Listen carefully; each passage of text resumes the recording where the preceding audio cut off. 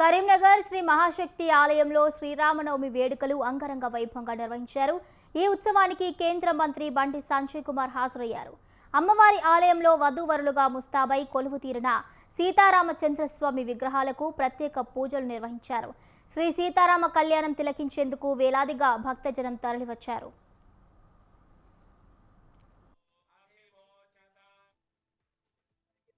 శుభాకాంక్షలు అండి. శ్రీరామ నడయాడిన ఈ పుణ్యభూమిలో పుట్టినందుకు చాలా సంతోషంగా ఉంది.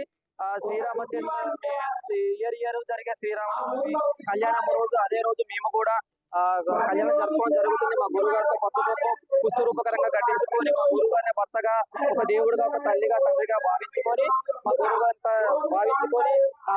గురుగారితో పుష్ప కట్టించుకొని మేము ఇయర్ ఇలాగే పుష్ప కట్టించుకొని మేము చేసుకుంటామండి వేడుకలు. ఇప్పుడు మేము గత 15-16 సంవత్సరాల నుంచి మేము వస్తున్నామండి. నా పేరు ధరణి, మాది గోదావరి కానీ. యావజ్జీవ తెలంగాణ చెప్పాలా? ముందుగా తెలంగాణ ప్రజలందరికీ, ఆంధ్ర ప్రజలందరికీ శ్రీరామనవమి శుభాకాంక్షలు అండి. నేను వచ్చేసి ఆమెశ్రీ నా పేరు. మేము గోదావరి నుండి వచ్చినామండి.